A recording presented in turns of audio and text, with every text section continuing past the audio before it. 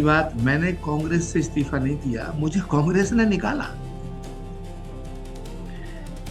कांग्रेस ने क्यों निकाला कि साहब मुझे कांग्रेस ने निकालते वक्त आप पार्टी के विरोध में बोलते हैं। मेरा गुनाह ये था, मैंने कहा साहब राम मंदिर का विरोध मत करो, राम का विरोध मत करो, राम मंदिर के निमंत्रण को मत ठुकराओ, कांग्रेस पार्टी की कमान दूसरे नेता को सौंप दो। यही तो बातें थी। आप भाजपा से लड़ो, भारत से मत लड़ो, भारत की संसद का विरोध मत करो। अब कांग्रेस पार्टी की जो लाइन है वो डिसाइड करते हैं जो कांग्रेस के बड़े नेता हैं, और उन बड़े नेताओं में नेता कम है, नौकर ज्यादा है। किसी हिंदू धर्म गुरु का कांग्रेस में रहना राहुल गांधी की कयादत में मुझे लगता नामुमकिन है।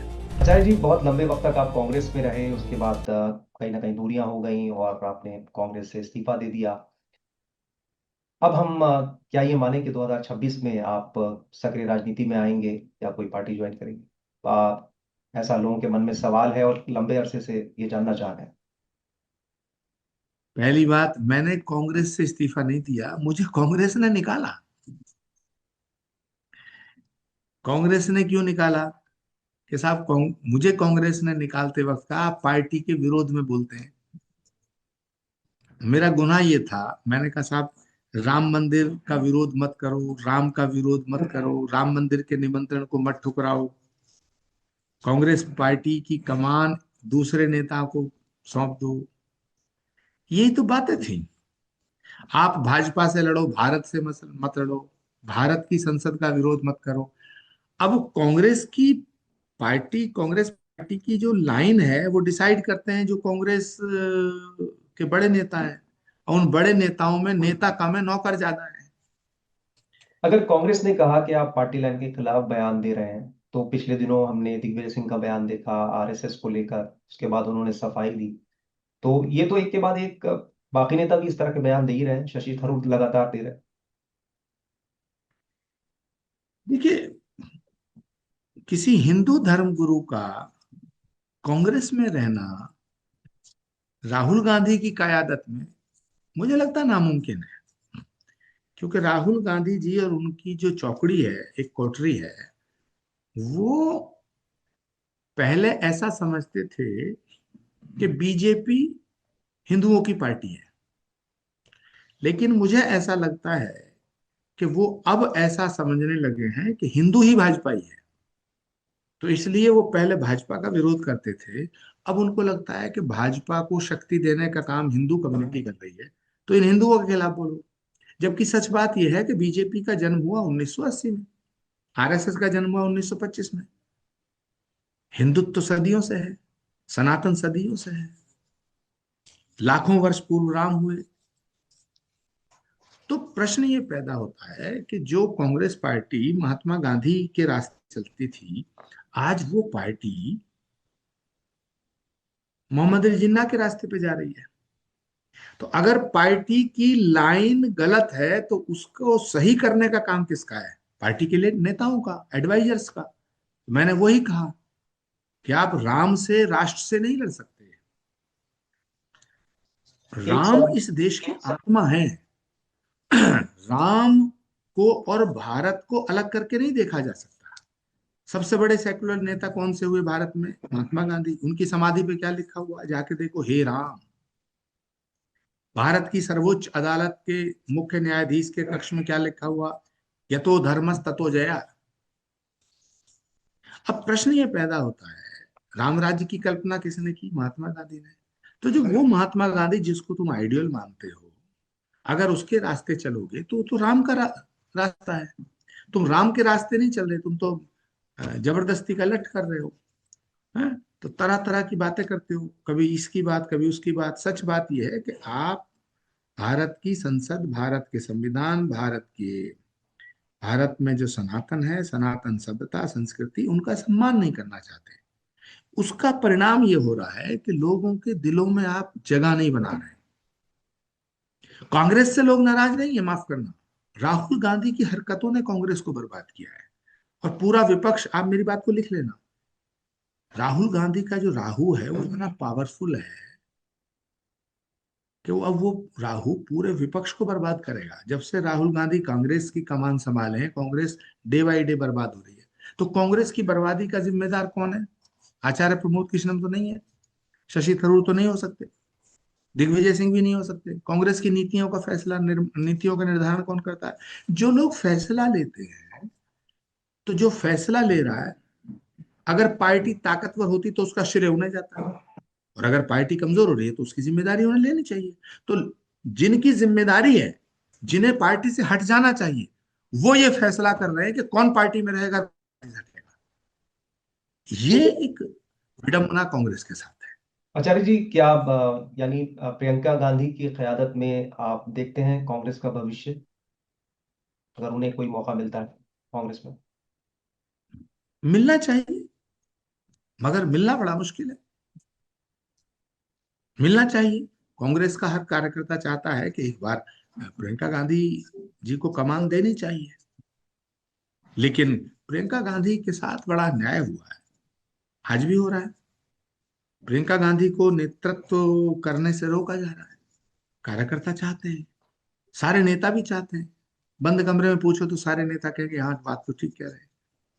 अच्छा, आप पूछिए किसी से, आप पूछिए भूपेंद्र हुड्डा जी से, आनंद शर्मा जी से, दिग्विजय सिंह जी से, कमलनाथ जी से, सचिन पायलट जी से, दीपेंद्र हुड्डा जी से, किसी से पूछिए। आप राज बब्बर जी से पूछिए, राशिद अलवी जी से पूछिए, पूछिए किसी से पूछिए। सलमान खुर्शीद जी से पूछिए कि आचार्य प्रमोद कृष्ण ने कहा है कि कांग्रेस की कमान प्रियंका गांधी को सौंप दी जाए।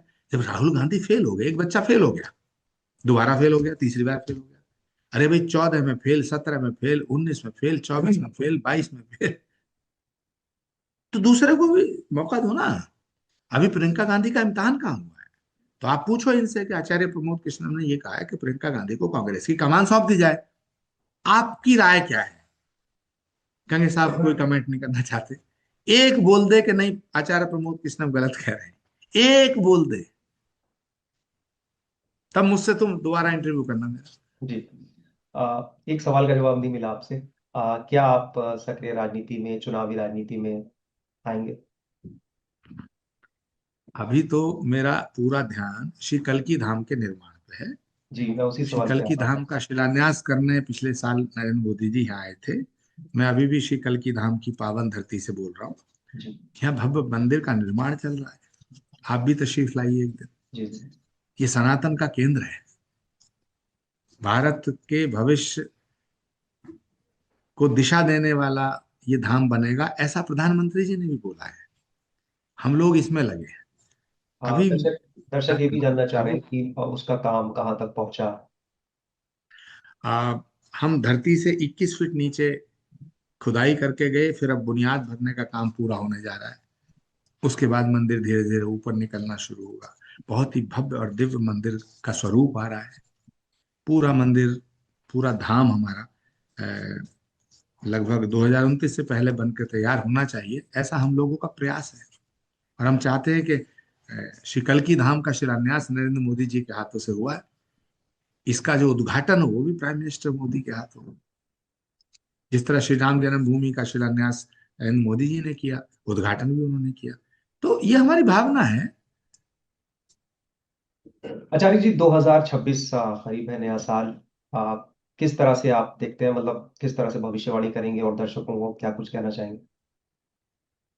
भविष्यवाणी तो देखिए कोई नहीं कर सकता, ना मैं इस बात में विश्वास रखता हूँ।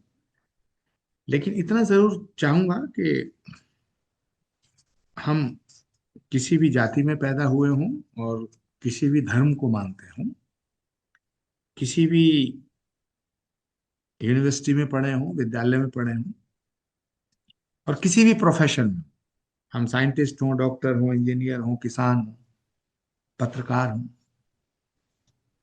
हम जो भी हो, नेता हों, बिजनेसमैन हों, लेकिन सबसे पहले हमें भारतीय बन के रहना चाहिए।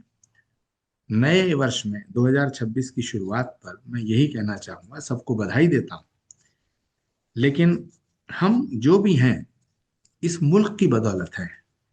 यदि भारत है तभी भारतीयता है, तभी भारतीय है। भारत ही नहीं रहेगा तो आप कहाँ के रहेंगे?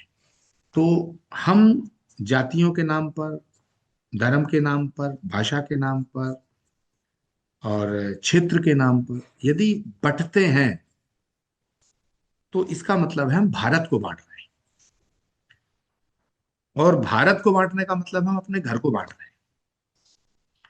तो हमें ये समझना पड़ेगा, और मैं ये सबसे अपील भी करता हूं, अपेक्षा करता हूं कि 2026 में एक नए भारत का निर्माण करने के लिए हम सब एक हो जाएं। हम राजनीति करें, लेकिन इस हद तक ना गिरें कि हम देश की मुखालफत करना शुरू कर दें। सत्ता के लिए इतने अंधे ना हो जाए। सत्ता आएगी जाएगी, आती है जाती है, कल किसी की थी आज किसी की है, कल किसी और की होगी। देश रहना चाहिए, मुल्क रहना चाहिए। बिल्कुल। आचार्य जी, बहुत बहुत धन्यवाद, आपने इतना कीमती वक्त दिया अपना। आपका भी बहुत बहुत शुक्रिया। मुझे आपने मेरा बहुत इंतजार किया और नहीं। मुझे मौका दिया अपनी बात रखने का। बहुत बहुत धन्यवाद। आपको भी 2026 की शुभकामनाएं, ढेर सारी मुबारकबाद